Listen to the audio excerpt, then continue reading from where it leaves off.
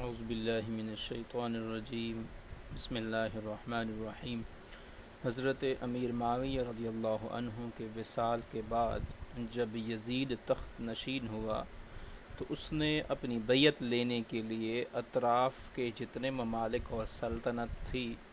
ان کے گورنرز کو خط روانہ کیے، اور مدینہ منورہ کے گورنر کو بھی لکھا کہ وہ خاص طور پر امام حسین رضی اللہ عنہ سے یزید کی بیعت لے۔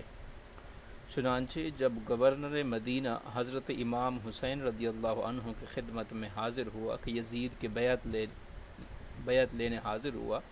تو حضرت امام حسین رضی اللہ عنہ نے یزید کے فسق و فجور کے بنیاد پہ اسے خلافت کے لیے نااہل قرار دیا، اور شجاعت و دلیری کے ساتھ جواب دیا